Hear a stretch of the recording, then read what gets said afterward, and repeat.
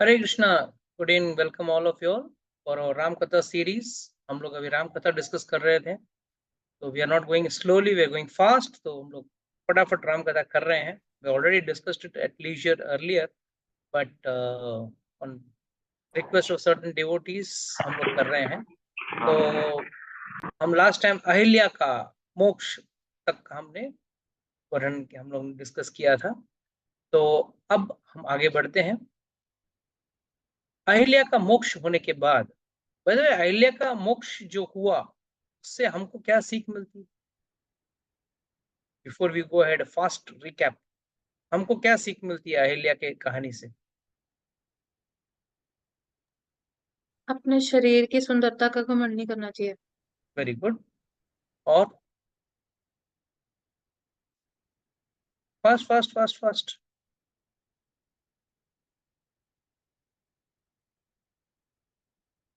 याद रखना, कोई भी व्यक्ति इस भौतिक संसार में उसका पतन हो सकता है। One can fall down at any stage of his life. चाहे वो कोई भी कड़ा कितना ही बड़ा वक्त क्यों ना हो जाए, उसका पतन हो सकता है। तो अहिल्या पंच कन्याओं में है से है। कहते हैं कि इन 5 कन्याओं का स्मरण मात्र से आपके पाप चले जाते हैं।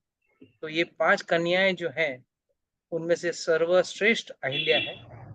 और अहिल्या ने जानबूझ के ये लीला किया था भगवान की लीला में, ताकि हम लोगों को एक मैसेज मिले, हम लोगों को एक सीख मिले। इसके लिए अहिल्या ने किया। तो आगे बढ़ते हुए फिर रामचंद्र जी और लक्ष्मण विश्वामित्र के साथ आगे बढ़े। और जाते जाते, please mute everyone. Motherji, please keep a check if anyone is getting unmuted. See some sound, please mute it. तो रामचंद्र जी, लक्ष्मण और विश्वामित्र मुनि आगे बढ़ने लगे टुवर्ड्स मिथिला। और मिथिला के बाहर पहुंचते ही वहां उन्होंने देखा कि एक भव्य यज्ञ का आयोजन हो रहा था। और खूब सारे क्या कहते हैं, स्टॉल्स जैसा जगह बना हुआ था, जहाँ पे कई सारे ब्राह्मण ऋषि मुनि रखे हुए थे। तो विश्वामित्र मुनि ने कहा रामचंद्र जी को और लक्ष्मण को, चलो हम भी एक जगह ढूंढ लेते हैं और वहां जाके हमारा पूजा पाठ कर लेते हैं, संध्या वंदन वगैरह कर लेते हैं। और नेक्स्ट डे मॉर्निंग, अगले दिन, जैसे जनक महाराज को पता खबर चला कि हाँ विश्वामित्र मुनि आए हुए हैं, तो उन्होंने तुरंत अपने पुरोहित शतानंद के साथ वहां गए। और वहां पहुंचने के बाद शतानंद को कई सारी चीजें बताई और विश्वामित्र मुनि ने कि भाई ये 2 युवराज जो हैं वो दशरथ के पुत्र हैं। और उन्होंने राक्षसों का, ताटका नाम का राक्षस, मारीच, सुबाहु, सबको मारा हुआ है और हमारे यज्ञ को बचाया। तो शतानंद कुछ ज्यादा प्रभावित नहीं हुए उससे। क्यों? ठीक है, क्षत्रिय हैं तो राक्षसों को मारना तो उनका काम है, उसमें कौन सी बड़ी बात है। मगर जब राम विश्वामित्र मुनि ने बताया कि उन्होंने अहिल्या का उद्धार किया, तब वो बहुत खुश हो गए। क्यों? शायद बहुत लोगों को पता ना हो, शतानंद अहिल्या के पुत्र थे। अहिल्या और गौतम ऋषि के पुत्र थे। इसके लिए बहुत खुश हो गए। इमीडिएटली उन्होंने ही वेलकम्ड रामचंद्र जी और के गुणगान गाने लगे। और रामचंद्र जी को तब बताया कि अब मैं आपके बारे में बताता हूं, जो आपके साथ है, एक महान व्यक्ति आपके साथ है, उस महान व्यक्ति का महानता मैं आपको बताता। And he started describing about Vishwamitra मुनि, और उनकी जीवन कहानी बताने लगे कि कैसे वो विश्वामित्र मुनि बने। पहले वो कौशिक राजा थे, कौशिक देश के राजा थे। राजा पहले जमानों में अपनी सेना के साथ शिकार करने जाता। और शिकार भी क्यों करने जाता था? जानवर हिंसा तो पाप है ना। मगर जब खूंखार जानवर की आबादी बढ़ जाए और जो गांव में रहने वाले लोग हैं उनको जब जानवर सताने लगे, तब राजा दो कारणों से शिकार करने जाता। एक तो अपनी आर्चरी का स्किल, जिसको कहते हैं ना, बाण चलाने का स्किल जो है, कला है, उसको और प्रैक्टिस करने के लिए, और दूसरा उन जानवरों को मारकर गांव वालों को उससे राहत देने की। तो एक प्रथा थी कि जब भी कोई आखेट खेलने जाता या शिकार खेलने जाता राजा, अपनी सेना की छोटी सी टुकड़ी लेके जाता। तो वहां जाने पे अगर कोई ऋषि मुनि दिखे तो प्रथा ये थी कि राजा अपनी सेना के साथ उस ऋषि मुनि के पास जाए, का आशीर्वाद ले, और ऋषि मुनि उनकी सेना और उनके सभी घोड़ों और हाथियों के लिए बढ़िया भोजन बनाए। जो भी था, कंदमूल जो भी था, चावल वगैरह जो भी था, उसे कुछ भोजन, अच्छा बढ़िया भोजन बना के खिलाए, क्योंकि उस जमाने में राजा ज्यादा करके अपना कुक लेके नहीं जाता साथ में हंटिंग खेलने के लिए। तो जहां पे भी अगर कोई आश्रम दिख गया तो वहां जाके वहां के साधु महाराजों का, ब्राह्मणों का आशीर्वाद लेते, और वो लोग वहां पे उनको भोजन किया। उसके एवज में राजा उनको खूब सारा धन देता, गाय देते, ताकि उनको उस धन से उनका निर्वाह हो सके। तो इट वॉज एक परस्पर एक योजना थी, जिससे दोनों को, राजा को और उन ऋषि मुनियों को, दोनों को फायदा होता था, क्योंकि ऋषि मुनि का आश्रम बहुत बड़ा होता था। तो वहां पे खूब सारे और ब्राह्मण रहते थे, उनकी सेवा के लिए ये जरूरी था। तो एक बार कौशिक राजा अपने 100 पुत्रों के साथ और अपनी बड़ी सेना के साथ जंगल में जा रहा था शिकार खेलने। दूर उसने देखा एक आश्रम है। पता चला कि वो वशिष्ठ मुनि का आश्रम था। उसने बोला, चलो क्यों ना जाके वशिष्ठ मुनि का आशीर्वाद लिया जाए। पर दूर से जब देखा, उसने देखा कि वो पूरा आश्रम इतना बेकार हालत पे था या बुरा हालत पे था कि उसको लगा कि घोड़ों की टापों की आवाज से ही वो पूरा आश्रम चरमरा के गिर जाएगा।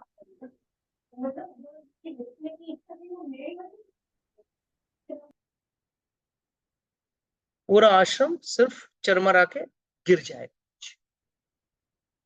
तो उसने सोचा, मैं नहीं जाऊं तो अपमान हो जाता है, और जाऊंगा पूरा आश्रम ही लगता है टूट के गिर जाएगा। चलो फिर भी जो भी है, बहुत छोटा सा आश्रम है, कुछ मुश्किल से 2-4 ऋषि मुनि है वहां पे, तो जाके उनका आशीर्वाद लेके आता हूँ। तो उसके लिए अपने बेटों को और अपनी सेना को थोड़ा दूर खड़ा किया और खुद वहां चला गया। और जब उसने वशिष्ठ मुनि का आशीर्वाद लेने के लिए गया, तब वशिष्ठ मुनि ने आग्रह किया कि नहीं, आप कृपया आप यहाँ भोजन कीजिए। तो विश्वामित्र मुनि कैसे कहे, सॉरी, विश्वामित्र जहाँ पे, तभी वो राजा थे, कौशिक राजा थे, वो कैसे कह सके कि भाई आपकी आश्रम बहुत छोटी है, मेरी सेना की टुकड़ी इतनी बड़ी है, मेरे 100 पुत्र मेरे साथ हैं, यहाँ पे तो इतना जगह भी नहीं है। मगर बहुत अ, निवेदन करने के बाद विश्वामित्र ने वशिष्ठ मुनि को हाँ भरी। मगर वो भी सोच रहा था कि ये इतनी बड़ी एक अक्षौणी सेना है, 100 पुत्र हैं, साथ में इतने घोड़े हाथी सब हैं, उसको कहाँ से खाना खिलाए। मगर वशिष्ठ मुनि ने अपना एक गाय था उनके पास, जिसका नाम था सबल। तो सबल को बुलाया और उससे कहा कि भाई काफी मेहमान आए हुए हैं, सबके लिए भोजन का आयोजन करें। And the arrangement was grand, it was made very fast. वो सबल गाय कामधेनु गाय थी, इच्छा पूर्ति करने वाली गाय थी। उसने तुरंत पूरा जगह बड़ा कर दिया, घोड़ों और हाथियों के लिए एक अस्तबल जैसा जगह बना दिया।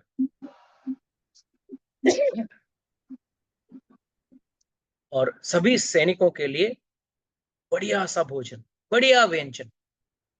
कुछ आचार्यगण यहाँ तक कह चुके हैं, जो जब वो सैनिक सब आके बैठे, सबके सामने सोने की थाली आ गई, और सोने की थाली में उनके मन के हिसाब से जो व्यंजन था वो आने लगा, परोसने लगा, अपने आप प्रकट हो गया वहां। सब लोग ने मन भरकर, पेट भरकर खाया, बढ़िया शरबत, बढ़िया दूध, दही, सब सब चीज। जब कौशिक राजा ने ये सब देखा, उसको अचंभा हो, ऐसा कैसे हो सकता? एक छोटा सा ब्राह्मण जो मेरे सामने, जिसकी कोई तुलना नहीं कर सकता। और वाकई में है ना, ऐसा ही होता है ना। अमीर लोग यही सोचते हैं कि छोटा सा ब्राह्मण मेरे सामने क्या है, उसको तो मैं ऐसे निचोड़ सकता हूँ या उसको खरीद सकता हूँ। जो ब्राह्मण खरीदे जाते हैं ना, वो ब्राह्मण ही नहीं, याद रख। दे आर जस्ट ब्राह्मण पुत्र, बट दे आर नॉट ब्राह्मण। ब्राह्मण और ब्राह्मण पुत्र में क्या अंतर है, किसी को पता है? What is the difference between ब्राह्मण पुत्र एंड ब्राह्मण? कोई बता सकता है? फास्ट। ब्राह्मण पुत्र का जन्म से ब्राह्मण होते हैं, कर्म से ब्राह्मण होते हैं। हम्म। और कोई? They are just being born in the family of the brahmanas, ना गुरुजी? मतलब द्विज ये संस्कार हुआ है, but they are not for ये following the this systems है।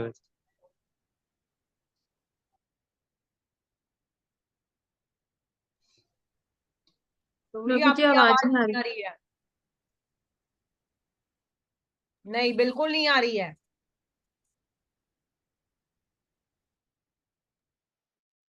Is it okay now? Yes प्रभु जी, अभी आ रही है। या हाँ, क्या बोले चंद्रकांत? गुरुजी हुआ just born in the family of the brahmanas, तो मतलब just they ब्राह्मण take के that। घर में जन्म लिया है उसने, very nice, perfectly, just born in the house of Brahmin, but do not follow the brahminical rules. जो ब्राह्मण का जो धर्म है, जो कार्यक्रम है, जिसको पालन नहीं करता है, उसको ब्राह्मण पुत्र कहा गया है। तो राजा भी यही सोच रहा था, ये सभी ब्राह्मण तो मेरे प्रजा है, इसने कैसे, इसके पास जो ऑपुलेंस, जो ऐश्वर्य है, वो मेरे पास भी नहीं। इतने कम समय में इतनी बड़ी सेना को मैं, हाथी घोड़ा सबको खाना खिलाया, सबको पानी पिलाया, और सबको, सेनाओं को सोने की थाली में खाना खिलाया। It's great. मेरे अंदर तो वो ताकत है ही नहीं, तो मैं क्या करूं? उसने सोचा, इसके पास जो गाय है, वो तो, मैं तो राजा हूं, तो मेरे पास होना चाहिए, गाय इसके पास क्यों है? तो उसने तुरंत जाके वैष्णव मुनि से प्रार्थना की, विनती की, ये काम कीजिए, मैं आपको 1000 गाय देता हूँ, उसके एवज में आप मुझे ये सबला नाम की जो कामधेनु गाय है वो मुझे दे देना। तब वशिष्ठ मुनि ने कहा कि नहीं, मैं नहीं दे सकता हूं। उसका कारण यह है कि ये गाय के वजह से ही यहाँ हवन वगैरह सब होता है, क्योंकि हवन की सारी सामग्री ये गाय से आती है। ये गाय हमको प्रदान करती है सारी सामग्री, उसी से हम पूरे हवन करते हैं। जब काफी विनती करने के बाद वशिष्ठ मुनि ने ना कर दिया, तब विश्वामित्र मुनि, यानी कि तभी जो कौशिक राजा थे, उन्होंने बोला कि तुझसे क्या मांगू, मैं तो राजा हूं, मेरा तो हक बनता है, मेरा राज्य में जो भी चीज होती है वो उसका मालिक मैं ही हूं, मैं तुझसे क्यों मांगू, मैं तो हक से लेके जाऊंगा। और अपना उस गाय को छीनने लगा, खींच के लेके जाने लगा। जब वो खींचने लगा, लेके जाने लगा, तब वो गाय रोने लगी और दौड़ के उसके पास आई।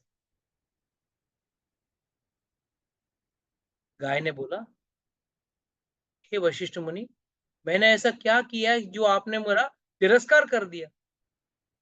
आपने मेरा तिरस्कार कर दिया, वो मुझे लेके जा रहा है और आप कुछ नहीं कर पा रहे हो। तब वशिष्ठ मुनि ने कहा, मैं क्या करूं, मैं या वो तो राजा है, क्षत्रिय का राजा है, और मैं ब्राह्मण हूं, कमजोर हूं, मैं कैसे उससे युद्ध लूं? तो उस गाय ने बोला, अगर आप इच्छा, आप मुझे अगर आप परमिशन दें तो मैं अपना रक्षा स्वयं कर लूंगी। तो वशिष्ठ मुनि ने कहा हाँ, मैं आपको पूरी छूट है, आप आपका रक्षा कर लीजिए। और तभी उस गाय ने एक जोर से हुंकार भरी और अपने स्तन से बहुत सारे लाखों सैनिक आए, अलग अलग तरीके के सैनिक आए। और उन सैनिकों ने कौशिक राजा के सैनिकों के साथ बड़ा युद्ध किया। इतना बड़ा युद्ध हुआ कि जितने भी सैनिक कौशिक राजा के थे सारे खत्म। कौशिक राजा ने अपनी युद्ध कला दिखाई और कुछ उस सबल गाय की सैनिकों को खत्म किया, मगर फिर भी वशिष्ठ मुनि, सॉरी, कौशिक राजा के सारे सैनिक खत्म हो गए। तब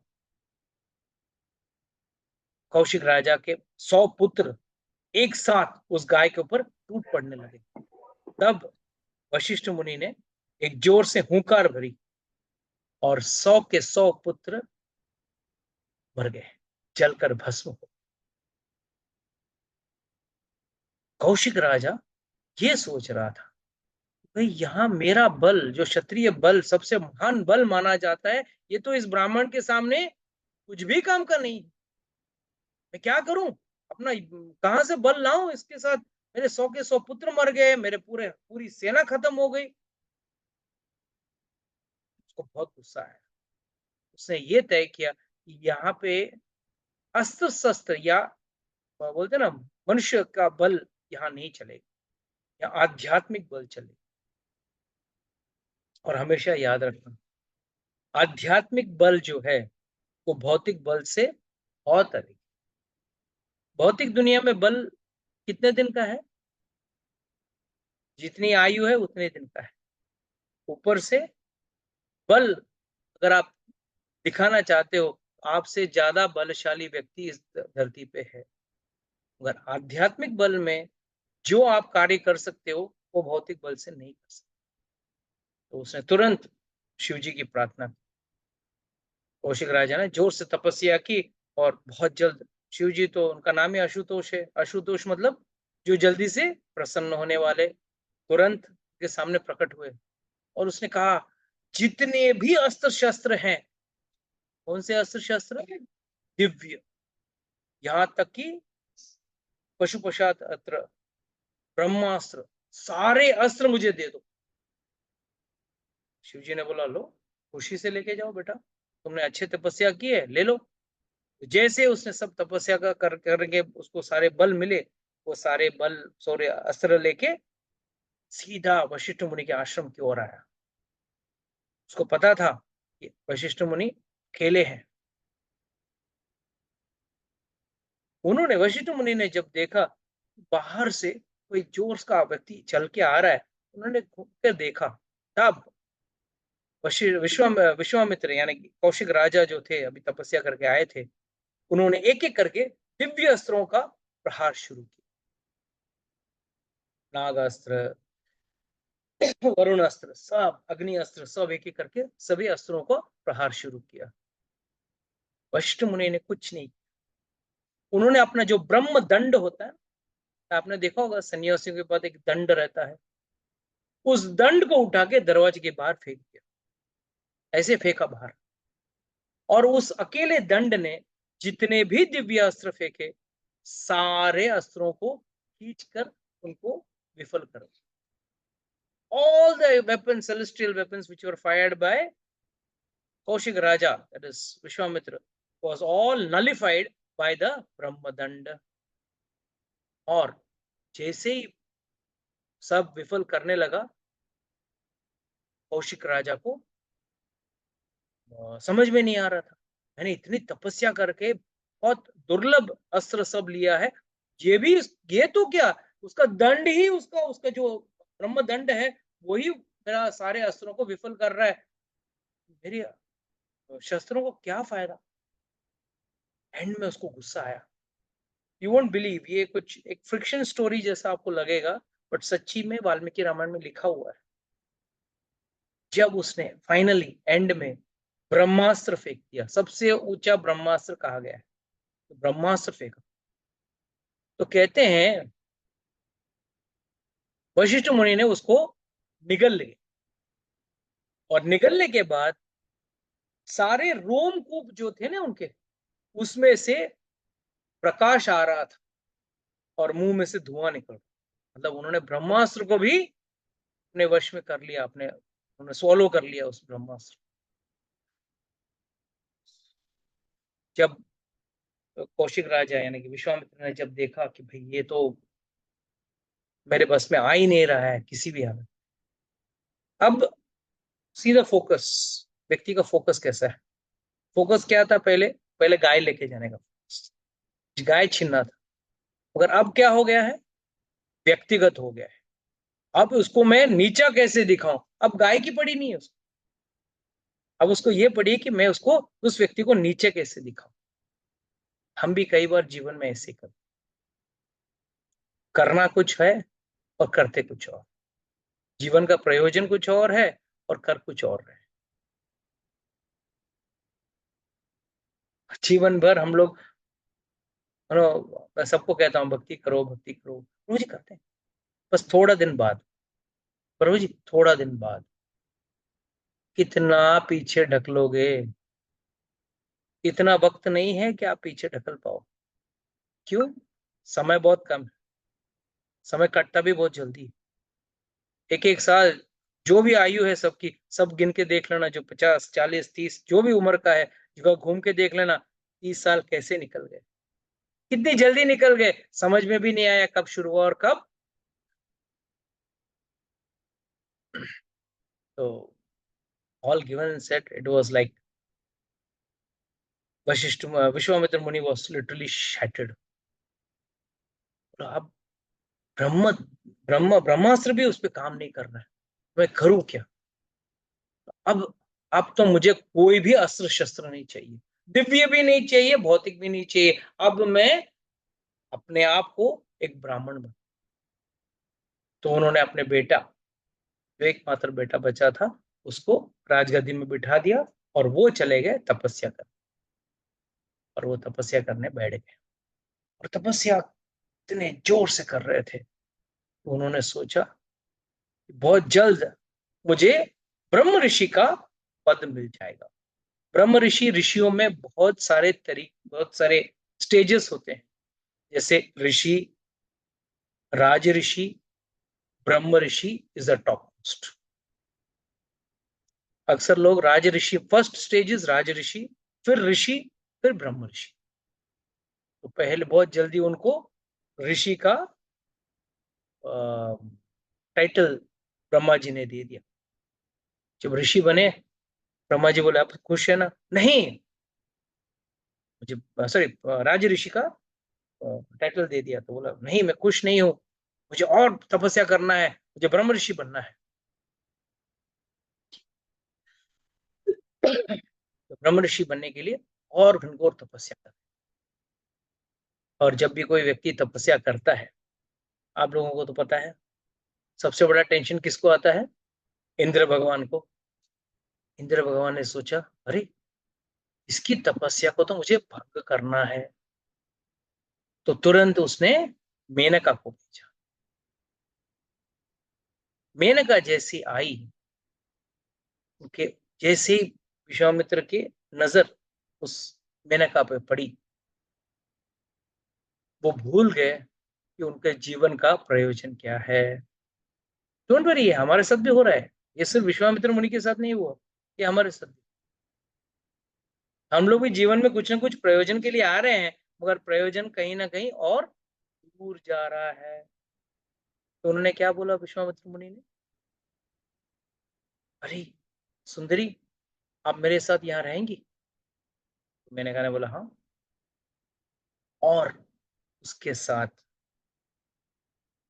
बहुत सारा वक्त निकल गया मेनका के साथ, मगर विश्वामित्र मुनि को कभी पता नहीं चला कि मेरा इतना वक्त जाया जा रहा है। हम भी जीवन में अपना वक्त वेस्ट कर रहे हैं, उसी तरह करना क्या है, भगवान को प्राप्त करने का मार्ग, और उस मार्ग में बहुत सारी चीजें साथ में लेके चलना है ना।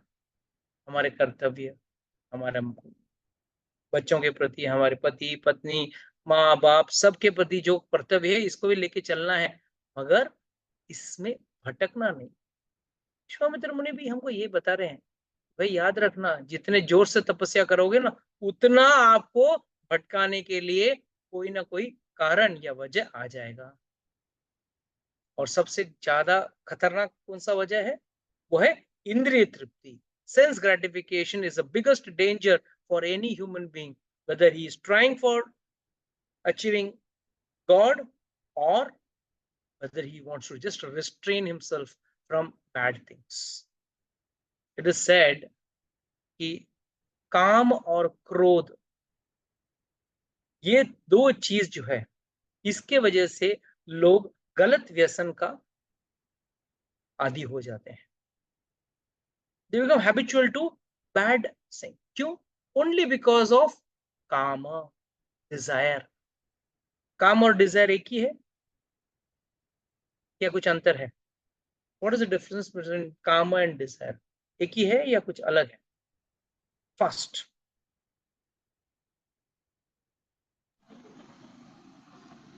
Chandrakant, you have answered. I don't want you to answer. Want someone new to answer. जल्दी फास्ट। लगता है अनअपोज्ड चंद्रकांत जीतने वाला, कोई जवाब देना ही नहीं चाहते। हाँ बोलिए। Desire, calm is intense desire. 1 minute. Shivani wants to speak something. Yeah. Desire and distractions. No. Yeah. Puja Mataji, please. Prabhuji, intense desire is equal to calm. That Yes. you can do anything. You are ready to do anything to fulfill that desire. That is calm. Yes. Desires keep on appearing, but then when you have decided to fulfill that desire at any cost, immaterial of whether it is justified or not, that is called as lust or काम। काम का अर्थ है lust, Hindi में lust का अर्थ। इसका मतलब क्या है? हमारे जीवन में कई सारी चीजें करने का हमको इच्छा आती है। चलो आज बच्चे को, आज कौन है जो इस दुनिया में इच्छा के रहित है? एक छोटा सा बच्चा, चाहे उसको इच्छा हो चॉकलेट खाने की, एक इच्छा हो कहीं बाहर घूम के आऊं, उसको अभी फिलहाल इतना बड़ा नहीं कि वो ब्रांड का उसको ज्यादा ज्ञान है, पर जैसे थोड़ा बड़ा हो जाता है ब्रांड का ज्ञान आ जाता है, बोला नहीं चॉकलेट खाऊंगा तो वो फलाने कंपनी का, आइसक्रीम खाऊंगा तो वो कंपनी का। पहले तो कुछ भी चल जाता था। बट इच्छाएं जो है, हर व्यक्ति के हर स्टेज में man is full of desires. इंद्रिय तृप्ति वाला जो डिजायर है इज द मोस्ट डेंजरस। इंद्रिय तृप्ति का जो इच्छा है सबसे खतरनाक, और उसके लिए व्यक्ति अपना भारी भरकम तपस्या भी छोड़ देता है। मैं ऐसे लोगों को भी जानता हूं जो 6-6, 8-8 साल घनघोर तपस्या करने के बाद थोड़ी सी इच्छा जो काम के वजह से, लस्ट के वजह से पतन उनका हो जाता है आध्यात्मिक राह में। और आध्यात्मिक राह में ही पतन होता है, याद रखना। कभी भी भौतिक राह में कभी पतन नहीं होता। Have you heard of any person doing a nice material life and falling down from that? There is no possibility. अगर देखने जाए ना, तो very few are there who actually transcend from material world to spiritual world. Majority from the spiritual world there is a fall to the material world. ये आज नहीं, पहले से वही हिसाब। और यहाँ तक विश्वामित्र मुनि हमको यही दिखाना चाहते हैं कि भाई देखो, अगर इंद्रियों पे किसी भी वक्त आपने उसको कंट्रोल नहीं किया, किसी भी वक्त भी आपको धोखा हो सकता है। बिकॉज इंद्रियां जो है ना, सबसे प्रभावशाली है। आए इस दुनिया में, उस दिन से लेके मरते दम तक इंद्रियां कभी चुप नहीं बैठ सकती। आप जाके किसी बूढ़े को पूछो, आपको खाने की इच्छा खत्म हो गई? जीवन भर खा लिया, 50 60 70 साल खा लिया, अब छोड़ दो। इनफैक्ट वो लोग ज्यादा बोलेंगे नहीं, थोड़ा नमक कम है, थोड़ा और तेज तीखा करो, थोड़ा नमकीन करो, ये करो वो करो। मैं अभी भी जानता हूँ कि मेरी एक बुआ थी, 90 ईयर्स, 90 प्लस, और उनका कोई दांत नहीं, और उनकी इच्छा थी कि चकली खाएं। जब भी बाहर जाऊं मुझे बोलेगी वो, अरे मेरे लिए चकली लेके आ। मैं सोचू यार उनके पास तो दांत नहीं, खाएंगे कैसे। मैंने वाकई में देखा, मिक्सर में डाल के पाउडर करके खाते, या दूध में डुबो के, चाय में डुबो डुबो के उसको एकदम नरम करके, बट इच्छा कभी खत्म नहीं। दांत गिर गए, इसके लिए शंकराचार्य कहते हैं, अंगम गलितम फलितम मुंडम दशान्वितम जातम तुंडम वृद्ध्योरांति गृहीत्वा दंडम तदापि न मुच्छन्ति आशा पिंडम। अंगम गलितम, अंग गल चुका है, बुढ़ापा आ चुका है, शरीर गल चुका है, चमड़ी लटकती है, यहां से वहां से झुर्रियां आ गई है। अंगम गलितम फलितम मुंडम, बाल झड़ गए या सफेद हो गए। दशान्वितम जातम तुंडम, दांत सारे गिर गए, सारे दांत टूट गए, गिर गए। दशान्वितम जातम तुंडम वृद्धि और यांति, तब बुढ़ापा आ चुका है। गृहीत्वा दंडम, उसने वॉकिंग स्टिक ले लिया, लकड़ा ले लिया, बुढ़ापा आ गया है, डंडा ले लिया है। तदापि न मुच्छन्ति आशा पिंडम, फिर भी आशा का जो दीप है ना, वो कभी नहीं बुझता, वो जलते रहते। उस उम्र में भी सोचेगा अरे थोड़ा और। मैंने कई बार लोगों को देखा है, बूढ़े लोगों को देखा है, पेट भर खाना लेते हैं, खाने की क्षमता नहीं है फिर भी लेते हैं, इच्छा है बट खा नहीं। याद रखना, इसके लिए शंकराचार्य कहते हैं, बाला सावत क्रीड़ा साक, तरुण सावत तरुणी साकत, वृद्धा सावत चिंता साकत, को अपि न परमात्मा इति साकत,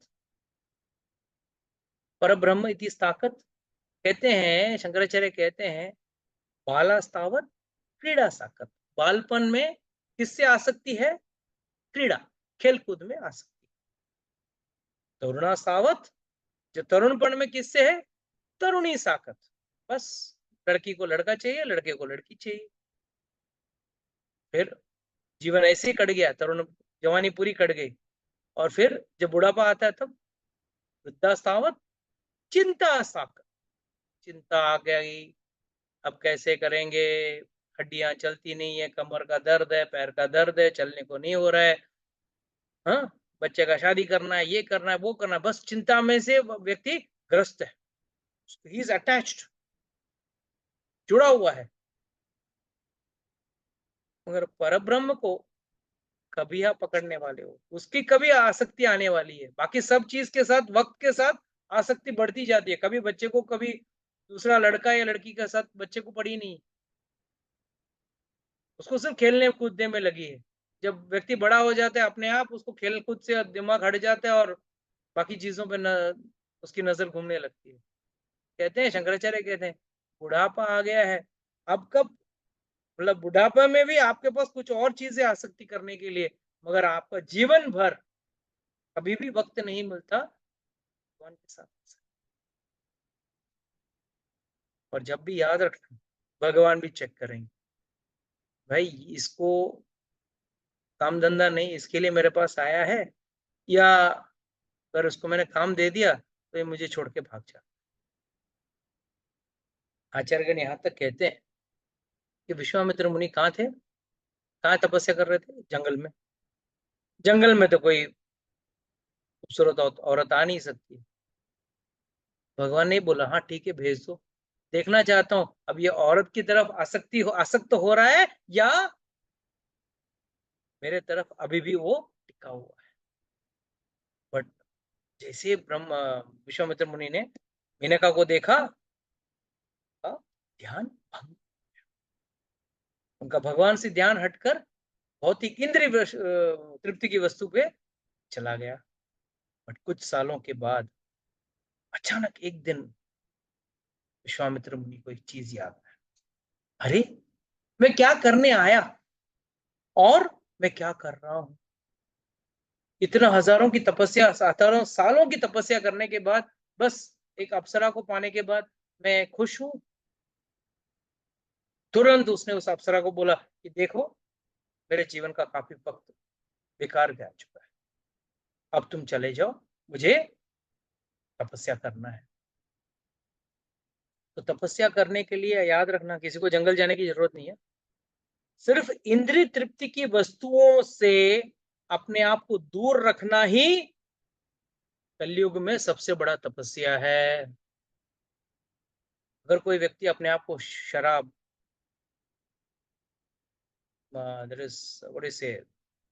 मदिरा, मांस भक्षण, व्यभिचार और जुआ, इन चार चीजों से अपने आप को दूर रखता है भौतिक दुनिया में रहते हुए, इस समाज में रहते हुए, तो ये भी बड़ा तपस्या है। बस इन चार चीजों को तोड़ने के लिए, भंग करने के लिए कई सारे मौके आएंगे। हमेशा याद रखना, पहला शराब फ्री रहता है, पहला सिगरेट फ्री रहता है। क्यों?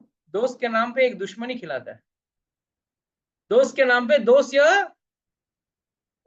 आपका कोई परिचित है वही खिलाता है, बड़े प्रेम से खिला रहे, खा के देख यार, पी के तो देख, मजा आएगा, मुर्गी की टांग खा के देख, बड़ा आनंद आएगा। क्या बोलेंगे, चलो थोड़ा जुआ खेलते हैं या थोड़ा व्यभिचार करते हैं। जीवन मिला किसके लिए? मजे लेने के लिए, और तुझे मजा लेना भी नहीं आता है, जीवन जीने का मकसद ही तुझे पता नहीं। तो इस तरीके से बहुत सारे लोग हमको भटकाने आएंगे, और तभी ना बोलना ना बहुत कड़वा लगेगा, बहुत मुश्किल लगेगा। बट जिस दिन आप उन चीजों को ना बोलोगे ना, तभी समझना आपकी तपस्या शुरू हुई है। याद रखना, ये तपस्या एक दिन की नहीं है, ये जीवन भर की।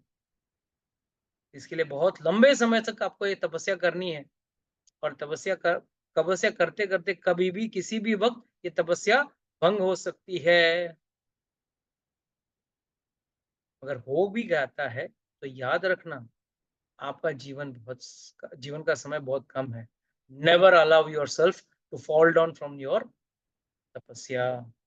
Just following 4 regulative principles, no meditating, no intoxication, no illicit sex and no gambling. ये 4 चीजों की तपस्या करना ही सबसे बड़ा चैलेंज है आज के तारीख में, चाहे वो शहर में हो या गांव में हो। गांव वालों को भी ज्यादा फर्क नहीं है, याद रखना। ऐसा मत सोचना कि शहर ही खराब है, गांव भी उतना ही खराब। तो जैसे वो उनको ये एहसास हुआ, ये एहसास होना बड़ी बात है। विश्वामित्र मुनि क्या बताना चाहते हैं कि लिप्त रहना तो हमारा प्रकृति है। By default we are all attached to these bad habits, but इनसे दूर रहना या इनसे सावधान हो जाना या जागृत होना, यही एक इंसान का पहचान है। पुराना कहावत है, बंदर कितना भी बूढ़ा क्यों ना हो जाए, गुलाटी मारना नहीं छोड़ता, है ना। ये जानवर है। अगर कोई व्यक्ति, कोई इंसान बुरी चीजों में या बुरी आदतों में या बुरे संग में रहता भी है, और उसे तब चेतना होती है, जागरण होती है, नहीं मुझे अब छोड़कर अच्छा मनुष्य बनना है, तो बहुत आसान है उस चीज को, उस विषय वस्तु को दूर करना है। और दूर किया मतलब थोड़े समय के लिए नहीं, जीवन भर उस गलत चीज। तो विश्वामित्र मुनि को जब एहसास हुआ, उन्होंने तुरंत मेनका को भेज दिया और वापस घोर तपस्या में लग गए। वहां से, उस जगह से, उस स्थान से छोड़कर दूसरे स्थान पे चले गए और घोर तपस्या में लगे। जब वहां पे तपस्या कर रहे थे, तब इंद्र ने रंभा को भेजा। याद रखना, यही अकलमंदी है।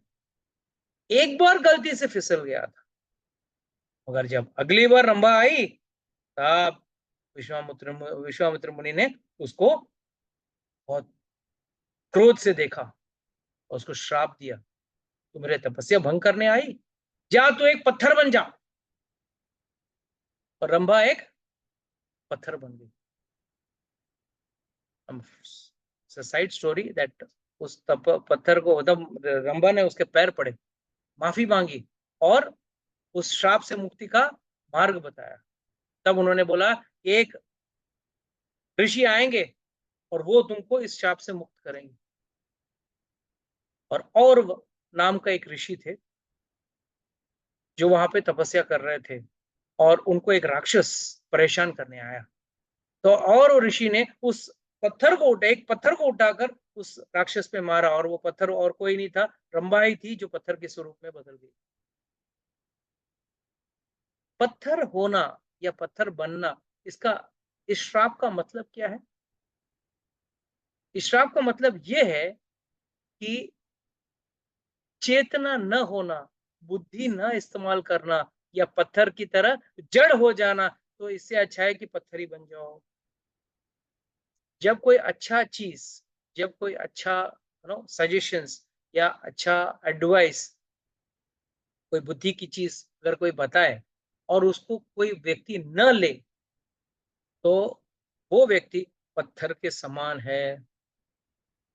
तो उसको तुरंत उस ऋषि ने उठा के फेंका और वो जाके कहते हैं कि कपिल तीर्थ जगह पे वो पत्थर जाके गिरा, उस असुर को लगा और उस पत्थर को वहां गिरा और जैसे वहां गिरा तुरंत रंभा को अपना स्वरूप मिल गया और वापस वो स्वर्गलोक चली। तो याद रखना, स्वर्गलोक जाने का कार्यक्रम बहुत लोग बनाते हैं मगर वेस्ट है, जाना मत। कितने लोगों का प्लान है वैसे भी स्वर्ग जाने का? कोई प्लान कर रहा है स्वर्गलोक जाने का? नहीं, क्या बात। हमारे पास तो त्रिशंकु थे, अब वही कहानी बताने वाला हूं मैं। जब विश्वामित्र मुनि तपस्या करने लगे और तो उनको ऋषि का पद मिला। फिर त्रिशंकु नाम का एक राजा था जो अपने इक्ष्वाकु के खानदान में, यानी कि रामचंद्र जी के खानदान में पहले एक राजा थे जिसका नाम था इक्ष्वाकु, सॉरी त्रिशंकु। उस त्रिशंकु ने मन में अचानक एक इच्छा आई, क्यों ना इस शरीर के साथ में स्वर्ग में चला जाए। कितने लोगों को ऐसा लगता है ना, खाना मिला तो या अच्छा कुछ देखने मिला, अरे स्वर्ग जैसा लग रहा है। तो ऐसे उनके मन में भी लगा चलो मैं स्वर्ग जाऊं, वो भी इस शरीर के साथ, सो शरीर के साथ। तो गए किसके पास? अपने पुरोहित वशिष्ठ मुनि के पास गए। तो वशिष्ठ मुनि ने बोला ये सब बेवकूफ की बात है, मुझसे मत कर, चला जाए यहां से, ये सब पॉसिबल नहीं। क्यों? पॉसिबल है या नहीं है? और नहीं है तो क्या गलत है, और सही है तो अच्छी बात है, अगर नहीं है तो क्या गलत है? What is wrong in this? स्वस्थ शरीर अगर स्वर्ग जाता है तो क्या तकलीफ? Any problem? यस अपेक्षित, व्हाट्स द प्रॉब्लम अगर वो स्व शरीर जाएगा ऊपर? मन यानी बॉडी तो इच्छाएं वगैरह के साथ ही जाएगा ना, जो दुर्गुण है वो भी उसके साथ ही, यानी वो जैसा नॉर्मली अर्थ पे बिहेव कर रहा है वैसा वहां पे भी बिहेव ही करेगा, यानी इच्छाएं और वो सब तो रहेंगी। तो अच्छा, उसकी हाँ, वजह से नहीं जाना चाहिए। ओके, और दूसरा और कोई एनीबडी एल्स? सीनियर्स के आंसर ट्राई। स्व शरीर जाना क्या तकलीफ? अरे ये शरीर जो दिया गया है हमको वो एक तपस्या वाला शरीर है, भोग वाला शरीर नहीं है। याद रखना, जितने भी हमको इंसान का शरीर मिलता है वो उससे सिर्फ और सिर्फ एक ही चीज कर सकते हैं और वो है तपस्या। बाकी जितने भी योनियां हैं वो भोग करने के लिए।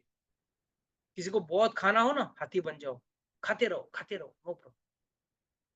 कचरा खाने का जो आदत है ना, सुअर बन जाओ, कचरा खाते रहो दिन भर, गटर में बैठे रहो, लेटे रहो, सोते रहो, जितना मुंह तक खाओ, no problem. Those who want to do lot of sex, they are born as birds. पक्षी बन के जन्म होते हैं। In 1 hour, they can have 1 dozen times they can have enjoy sex. It is only and only in a human birth. Sir केवल और केवल मनुष्य के जन्म में आपका तपस्या करने का आपको एक चांस दिया जाता। बाकी कोई भी योनि में कोई एकादशी का व्रत कर सकता है? सिर्फ मनुष्य योनि में एकादशी का व्रत होता है। सिर्फ मनुष्य योनि में आदमी व्रत कर सकता है, पूजा कर सकता है, भगवान को याद कर सकता है।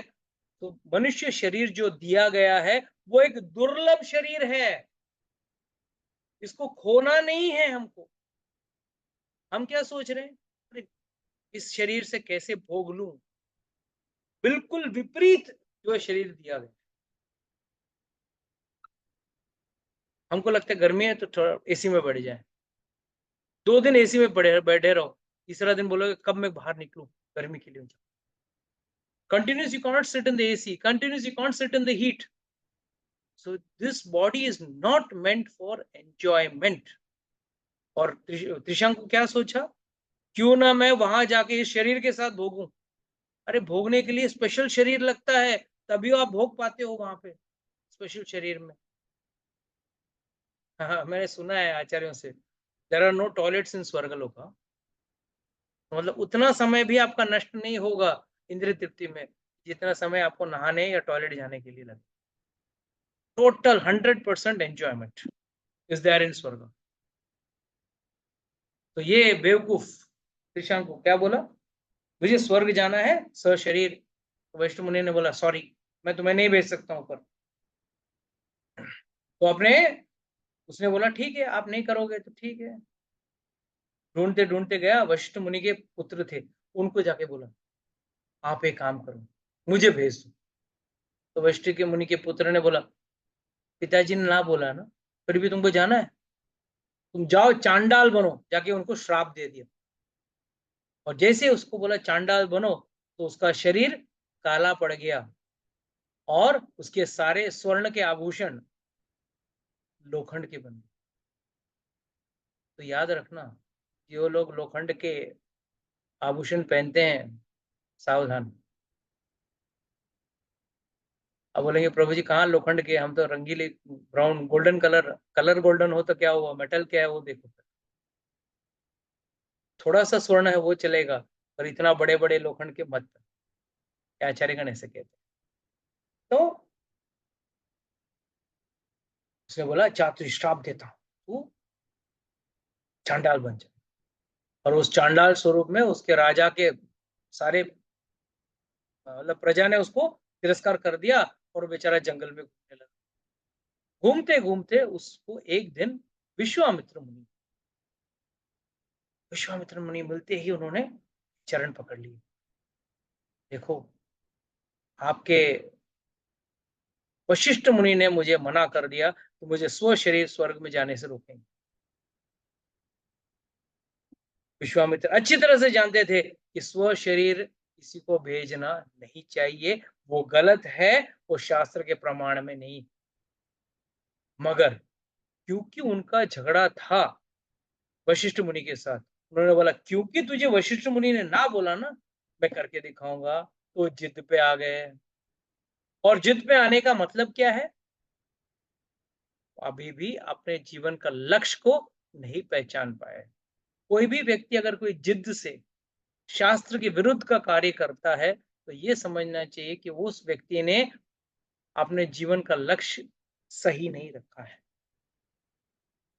बॉडी सेट, तुरंत उसने बुलाया सब ऋषि मुनियों को, बोला चलो जल्दी से इसका तैयारी करो, इसको स्व शरीर भेजना है मुझे। और अपने तपोबल, इतना तपोबल था, उस तपोबल से यज्ञ करके उन्होंने त्रिशंकु को स्वर्ग भेज दिया। तैयारी की, त्रिशंकु उठने लगा, धीरे धीरे अपने आप उसी शरीर में ऊपर जाने लगा। जैसे वो स्वर्ग के द्वार तक पहुंचा, इंद्र ने देखा ये कौन है भाई, काला कलूटा लोखंड का गहना पहन के कौन आया है मेरे पास, फटे पुराने कपड़े पहन के। चांडाल बन गया तो वो सब वैसे ही रहेंगे ना, चांडाल के कपड़े वैसे रहते हैं, चांडाल के कपड़े भी फटे पुराने रहते हैं, सावधान जो पहन के घूम रहे हैं। तो तुरंत इंद्र ने उसको बोला तू यहां नहीं आ सकता, जा नीचे। उसको अपने ताकत से धकल धकल दिया उसने, और त्रिशंकु नीचे गिरने लगा, और यहां से जोर से चिल्लाने लगा, अरे मुझे बचा, मुझे बचा, मुझे बचाओ। यहां से वशिष्ठ मुनि, सॉरी विश्वामित्र मुनि यहां से अपने तपोबल से ऊपर भेज रहे हैं, वहां से स्वर्ग से इंद्र उसको नीचे भेज रहा है, बेचारा लिफ्ट की तरह ऊपर नीचे कर, बेचारा परेशान, और बीच में उल्टा लटका हुआ है, वो गिर भी रहा है उल्टा। वशिष्ठ मुनि, विश्वामित्र मुनि उसको उल्टा ही ऊपर भेज रहे हैं, और इंद्र उसको वापस नीचे ढका। इंद्र को, विश्वामित्र मुनि को बहुत गुस्सा आया। ठीक है इंद्र, तुझे नहीं ले रहा है, मैंने तुझे वादा किया तो मैं तेरे लिए एक नया स्वर्ग खड़ा करूं, और नया स्वर्ग की रचना करने लगा। सप्त ऋषियों वाला जो प्लैनेट्स है वो बनाने लगा, और स्वर्ग की पूरी रचना करने लगा। करते वक्त ब्रह्मा जी आए और बोले भाई अपना सृष्टि, अपना अपना मत सृष्टि मत करो, तपोबल दिया है तो आपको कुछ अच्छे कार्य के लिए दिया है, ये गलत कार्य है।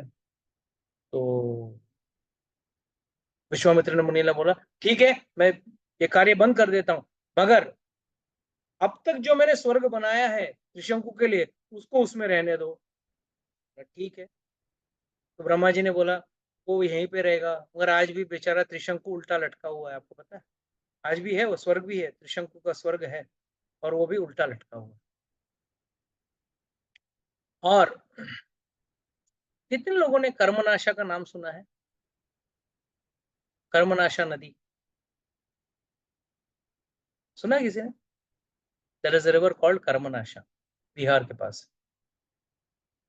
तो इट इज सेड कि व्हाट इज कॉल्ड सलाइवा को क्या बोलते हैं हिंदी में? सलाइवा को हिंदी में थूक, ठीक है। लार हाँ लार कहते हैं प्रभु जी। लाद, हाँ लाद। हाँ। तो कहते हैं कि त्रिशंकु उल्टा खड़ा है, उल्टा खड़ा था, तो उसकी लाद से कर्मनाशा नदी बनी। और कहते हैं अगर कोई व्यक्ति कर्मनाशा में नहाता है ना, उसके सारे पुण्य धुल जाते हैं, और अगर कोई गंगा में नहाता है ना तो उसके सारे पाप नाश होते हैं। I mean, many people must not be knowing there is a river called Karmanasha. It is there in Bihar, and that is supposed to be the saliva of Trishanku. तो फाइनली त्रिशंकु वहां पे रुका और वहीं पे चरण कर, फिर वापस विश्वामित्र मुनि वापस तपस्या में लग गए, और आखिर में इतनी घोर तपस्या करने के बाद सारे ब्रह्मांड में, सारे देवलोक में जैसे लगा कि वायु रुक गया हो, उन्होंने सांस लेना बंद कर दिया था विश्वामित्र ने, और पूरा ब्रह्मांड में हाहाकार मच गया। तब सभी ने जाके ब्रह्मा जी को बोला भाई इस आदमी को अपना जो भी चाहिए उसको दे दो, कि तो हम लोगों का विनाश हो जाएगा। तो तुरंत ब्रह्मा आए और उन्होंने विश्वामित्र मुनि को कहा जाओ आज से तुम ब्रह्म ऋषि हो। पहले क्या था? ऋषि, राज ऋषि, ऋषि, फिर ब्रह्म ऋषि, सबसे टॉप मोस्ट है। तो उन्होंने बोला ठीक है मैं ब्रह्म ऋषि हूँ, तो अगर ब्रह्म ऋषि हूँ आपसे नहीं सुनना है, मुझे सुनना है ये वशिष्ठ मुनि के मुंह से। वो मुझे अगर ब्रह्म ऋषि बोलेंगे तो मैं वाकई में ब्रह्म ऋषि हूँ। तब वशिष्ठ मुनि ने आकर बोला हाँ मैंने आपको ब्रह्म ऋषि का आपका ब्रह्म ऋषि होने का मैं I confirm that you are also brahmarishi. जैसे उन्होंने बोला तुरंत ब्रह्मा जी वहां से चले गए, और विश्वामित्र ब्रह्म ऋषि होने के बाद कहते हैं कोई भी व्यक्ति के मन में काम, क्रोध, लोभ, मोह, मद, मात्सर्य नहीं। इस तरीके से शतानंद ने राम और लक्ष्मण को विश्वामित्र मुनि का बारे में पूरा ब्यौरा दिया और उनके बारे में पूरा डिटेल्स। इस तरह से विश्वामित्र की कहानी एक राजा से एक ब्रह्म ऋषि तक कैसे हुई है देखा। ऐसे कई चीजें हमको भी सीखनी है। और एंड में उन्होंने एक सबसे बढ़िया सेवा की, जो सेवा करने के लिए लोग शायद ही भगवान उनको मौका दे सकते। उन्होंने क्या सेवा किया? राम और सीता का विवाह करवाया, क्योंकि उन्होंने ही रामचंद्र जी को मिथिला में लेके आए थे। उनका मन में था कि राम का शादी सीता जी से हो जाए, तो इस कारणवश वो वहां पे लेके आए। एंड के लिए यहाँ तक। फिर next week will discuss about Sita Vivah and Parshuram जी, ये दो चीज हम लोग डिस्कस करेंगे। तो फिलहाल like to close the lecture today. किसी का कोई प्रश्न पूछना है?